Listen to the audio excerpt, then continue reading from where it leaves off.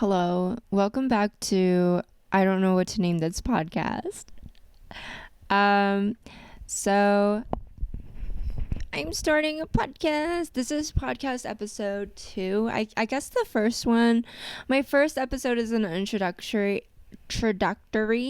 and I watched it back like once or twice, and I was like, this is so long, like nobody has the attention span for this. So I think every episode is gonna be like 20 minutes long, and I decided like I want to do this like every week because it's kind of like a life update, but also I just want something to do and also just entertain you guys more consistently. And like bigger video ideas is like it takes more time, and vlogging, I don't know, I feel like vlogging is fun, but I'm a little bit burnt out. So if you're here new to my podcast, I make vlogs like once in a while when I feel like it, and they're just like really random, and I just don't really know what my niche is. Exactly. So that's exactly the reason why I don't really know what to name this podcast. But this week's episode, I actually have some stuff I just researched. Well, yeah, I just researched it right now, but we're gonna get into New Year's resolutions, I guess. Not mine, just like in general. So I'm pretty interested in like how it all started, and the answers may surprise you. So first I just searched up New Year's, and basically what I got was like, okay, I wrote it all down. So basically, New Year's in Algeria, Egypt, Ghana, Morocco, Nigeria. I'll do fireworks, and some of them some of these places, like people will go to church at midnight, which is like, so I find that kind of funny and like ironic. Like most of them will like do fireworks and like go to the clubs and parties, and then some people would just go to the church, I guess. And Tunisians buy cake or prepare them at home, so they have like a New Year's cake for some reason. In addition to holding dinner, banquets, or roast chicken remains the main dish for this occasion. This reminded me of this like instance like that happened like 4 days ago, and it was one of my coworkers. Well, okay, so the place I work at is like an Asian supermarket, and so like most of the workers are Asian. Well, we're all Asian. We're all Asian, but like some of the workers will be like from Vietnam or other places from Asia, and there's a couple of stockers that stock the shelves and stuff that are, from Vietnam, and they're here on their work visa or student visa, and one of the workers there is a student visa guy. Yes. What's up if you're watching this? And he asked one of the coworkers that I talk to a lot, and she was born here, and he was like talking about like turkey or something, and she was like, no, like turkey's for Christmas, turkey's for Thanksgiving. He was like, you have like New Year's turkey, right? And he said something about like New Year's turkey sauce. New Year's turkey sauce. She went, what? And I was like, oh, like gravy. And he was like, yeah, gravy. And she was like, no, that's for Christmas. And he was like, I just remember like walking away and was like laughing because he was like, I don't know, he said turkey sauce, which I thought was pretty funny. Anyways, so that's funny how Tunisians have cake and chicken on New Year's, starting off the New Year's with being a little nourished. Okay. Also, it's called midnight cake. That's what I have every other night. Or do you mean midnight cake? Do you mean booty call? Azerbaijan Azerbaijan I'm just gonna be completely honest. I wanted to include because Azerbaijan is such a beautiful name for is it a country? I think it's a country in Asia. Um, what? A country in Asia? I mean, a city in Asia. And they have like a dish called plov. It's a hearty one-pot Central Asian and Russian rice dish, typically made with meat, onions, carrots, and spices. And I guess that's just like fried rice. And then they have dolma, a family of stuffed dishes popular across the Middle East, Balkans, and Central Asia, featuring grape leaves or hollowed out vegetables. So, like pepper, zucchini, and eggplant with a savory mix of rice and meat inside, and herbs and spices. I literally searched this up and I was like, that looks so fucking good. I've seen this dish all over my Instagram before, and it's literally like, like the like meat or the rice or something.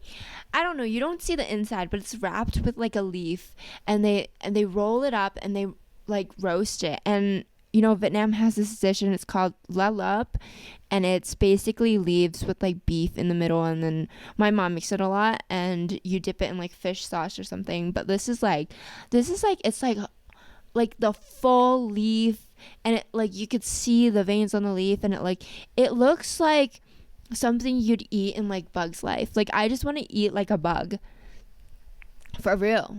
Bangladesh it's banned. New Year's Eve is a banned. They banned like areas in the city, I guess. So there's like restrictions placed on New Year's celebrations for safety, security, and environmental reasons. I guess it just gets too crowded and then people get hurt. What was it? Like, they banned fireworks, flying lanterns, or organizing any outdoor cultural events such as concerts, which is really sad. Hong Kong, 1993 to 2014. The Times Square shopping center in Causeway Bay hosted a New Year's Eve festivities featuring the lowering of an apple, which is like I didn't even know this until this year when I went to New York. But they have this in New York. They have the ball. I guess everybody knows this, but I didn't know. They have the ball, and it's in Times Square, and I think it's in Times Square. And then they just drop the ball. The ball goes on the bottom when the new year starts. The countdown is over, the ball drops. I need to cough. I'm sorry, I'm human. But they did that in Hong Kong too. They kind of just like imitated it, and it's like, go off, queen. Like, who among us have been like, well, that person's like really popular, and like they're kind of popping off, so maybe I should just copy them, but at a more insignificant rate. So yeah, they did it. They did a ball drop. From 1993 to 2014, and then the countdown event was discontinued 2015 in favor of other events or over the holiday season. So okay, I think that's like so funny that they like Hong Kong just decided to like copy New Year's Eve in like New York, and then they were like, actually, no, we're not gonna do it anymore. So, and then there was a bunch, I guess, like, well, everywhere celebrates New Year's, and I was like, I don't really want to talk about like all of the places, because most places are either banned fireworks or like they just eat, which is cool. I guess that's cool. So I was like, okay, I want to look into New Year's resolutions. So New Year's resolutions originated over 4,000 years ago with the ancient Babylons. This is all like Wikipedia, by the way, and like AI overview. Don't come for me. But I had a lot of fun doing this. It's pretty interesting. So New Year's resolutions originated over 4,000 years ago in the ancient Babylonians, who made promises to their gods during the 12th day Akatu festival. it like actually surprised me when I searched it up, and it was like it happened 4,000 years ago. Like obviously, yeah, traditions like happened centuries and centuries and centuries ago, but like for some reason I was like, I thought it was like a current thing. I don't know. Like you know what I mean? Like Halloween and like Halloween and like Christmas feels like they're like traditions, and like New Year's feels like, oh, we're just gonna say it's the new year now. I don't know. Did years exist before 2000, the 2000s? I don't know. So they basically were just vowing to repay their debts, or return borrowed items for good fortune, which is like now I'm like looking at the clock and I'm waiting for my sister to like give me back my like eyelash curler or something. Like she probably has stolen like so much shit from me. Like, girl, it's New Year's, you're supposed to repay your debts and return shit to me now. Later Christian traditions with watch night services. I don't know what that is. I guess it's like something like out of like Game of Thrones, like the watch night. And then obviously celebrations further shape the modern practice of self-improvement. Goals for New Year, which is like, now it's like, I want to be rich and skinny. So medieval /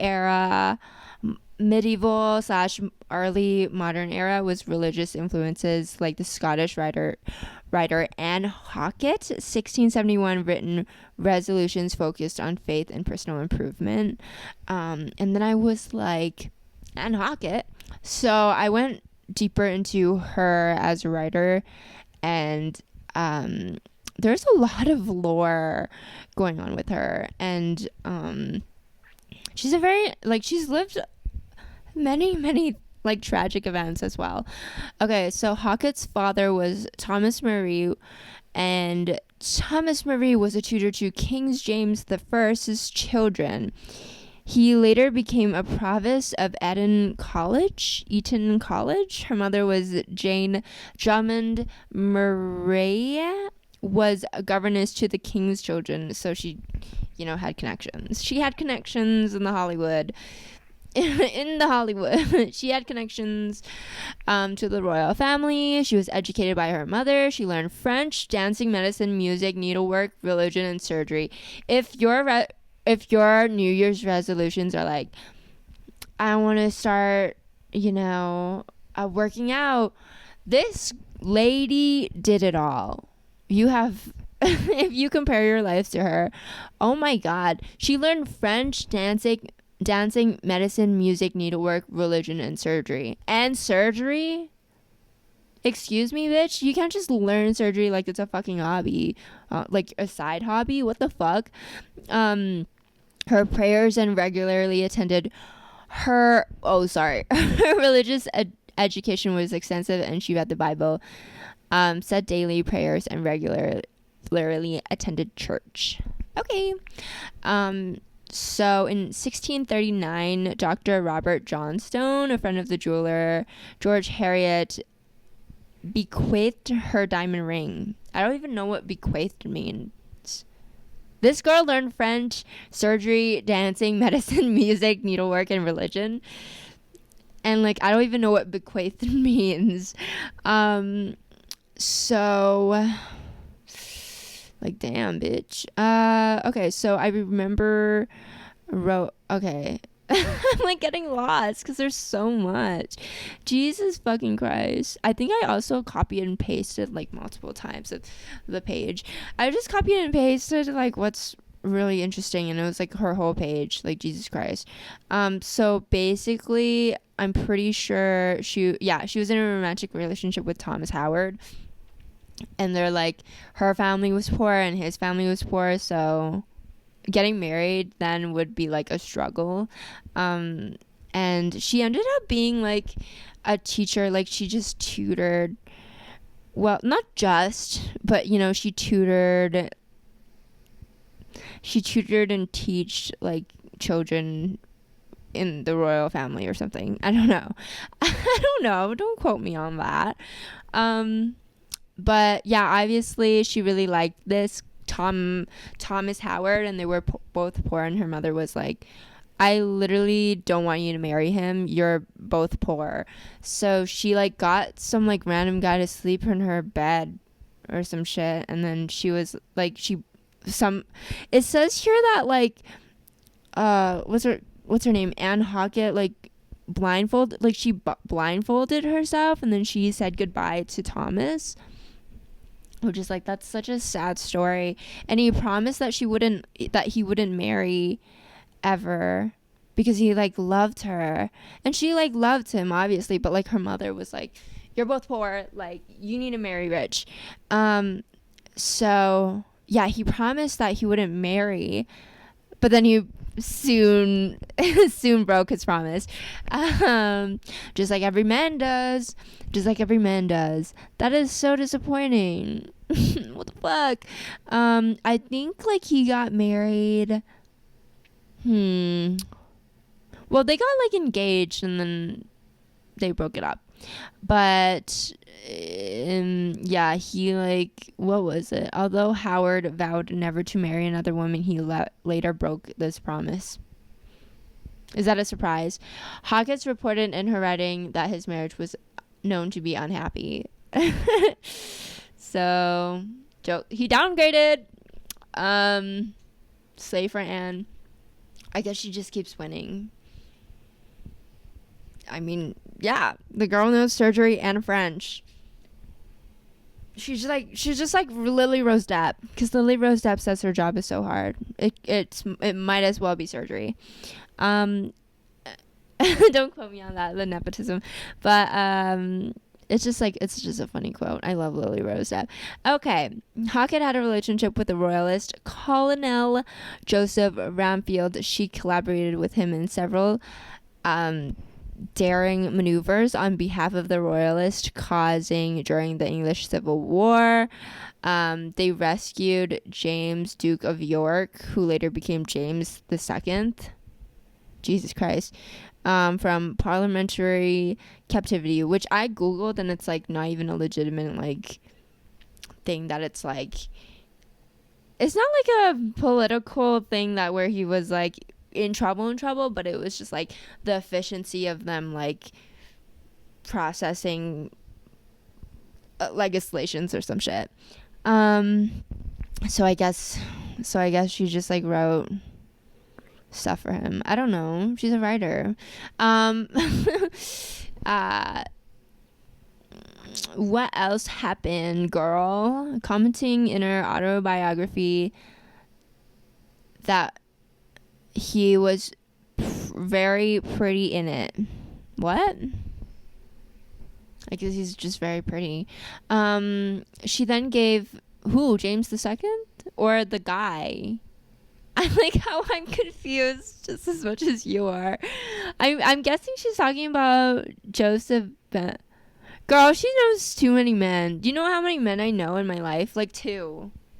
And they're both gay. I'm just kidding. Well, most men I know are gay. I don't know just two. I know at least like three. But yeah. Okay. So what? Okay. So then I'm guessing James II. Yeah.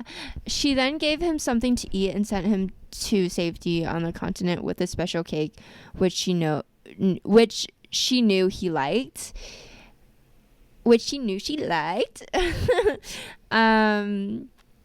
Talking about midnight cake. Seems like Anna's giving him some midnight cake. Damn, got him. So yeah, I guess that happened. And then she got married after a few years, with Bamfield. Okay. I guess they're talking about Bamfield then. Joseph Bamfield, the royalist colonel. Okay, so she was giving him the midnight cake. And then they got married. I think they got married. I remember, yeah, she got married. Oh, no. They were just talking, girl. Oh my God, this is like a situationship. he like promised to marry her, and then like, and he was pretending like he was saying like he was a widower and like he got married before and like his wife died, but then she later found out that his wife was alive. So who among us ladies have you met a guy at a bar and he's like, yeah, I'm a widower, like my wife died and like she left me, and she's like a hoe and shit, and then you find out she's like at home waiting for him. Who among us? SZA. SZA. I remember somebody said SZA makes like side chick music, or what's it called, like side piece music, and it's like, well, I mean, like one of her songs is like that. I don't know. Halkett was happily married to Sir James for 20 years. Who's James? James the second? Like the king guy? During her first pregnancy, she wrote the mother's will to her unborn child. When he died, she was left with insufficient funds to support her family and made her living by teaching children of nobility. There we go. So she basically wrote, so the New Year's resolutions were from her.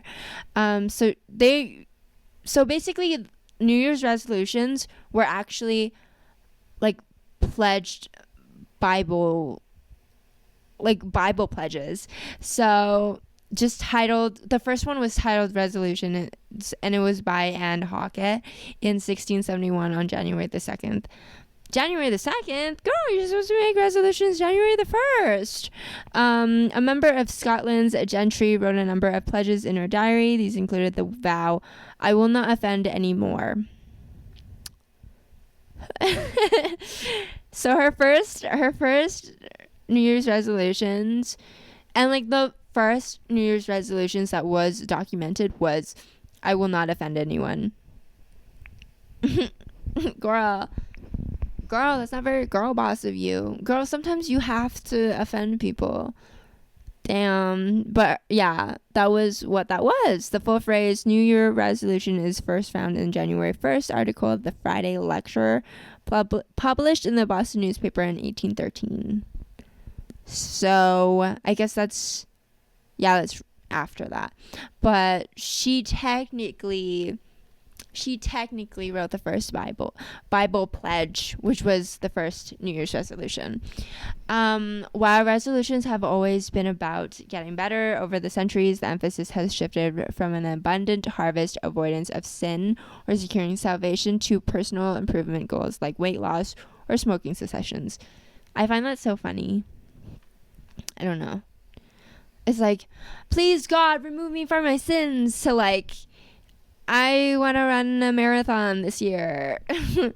On NPR.org, the Times Square ball dropped for the first time in 1907, though it wasn't accompanied by a countdown until many decades later. So I guess the ball just dropped and nobody really fucking give a shit. I don't give a gaff. I don't give a gaff about your ball. And then some of this is just like men just like quoting, like just quotes from men, like random men. I don't remember keeping any one of my dozen. I recall making said one. What? Howard Higbee. Who the fuck are you? Like, I don't know what the fuck. Who the fuck are you? Never before until today. This is my last cigarette for a year, said another. Billy Moore. See me January 1st, 1916, and ask me, are you still smoking, Billy Moore? Are you? And then, I don't know. And the article ends with, these days, Miss Crossan believes everyone should try to make at least some New Year's reflections and resolutions, ideally informed by generations past. She especially likes the idea of bringing back January 1st as a day to reconnect with others, whether that's through an in-person get-together, a phone call, or handwritten notes. That's very true. I feel like New Year's is such like a nice event where everybody can come together, because what she says, like a lot of energy and community, all of us together trying to start out on a new foot. I think that's pretty interesting as well.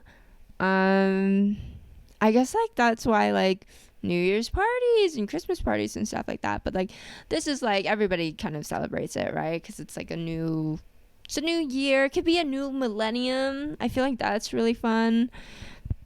I wish I like hit the new millennium. Well, people were like freaking out when the 2000s hit because they were like, Y2K computers are gonna shut down and like the planes are gonna crash and stuff. And a plane did crash, but that was in 2001. So yeah, that's New Year's. I find that really fun. My New Year's resolutions is to become a professional female bodybuilder, the best there ever is. I don't know. I'm not sure. My New Year resolutions. Yeah, I just want to, fuck around and find out, become a bodybuilder.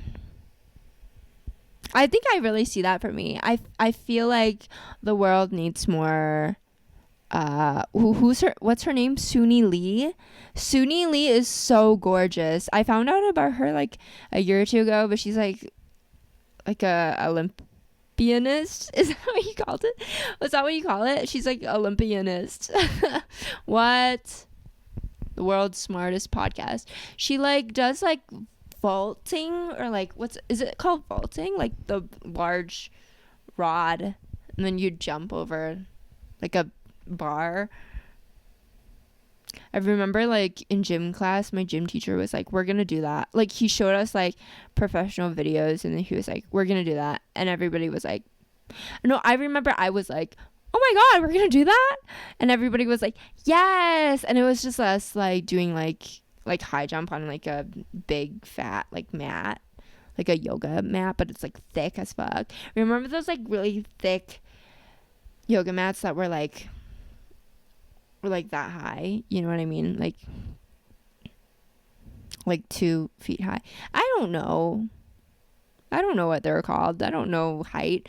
Oh my god, I remember like my gym teacher used to like show us like hockey videos like before gym, and I'm like, can we just like run around and stuff? Like I'm just trying to like get my exercise in. He would like show us like very like professional hockey.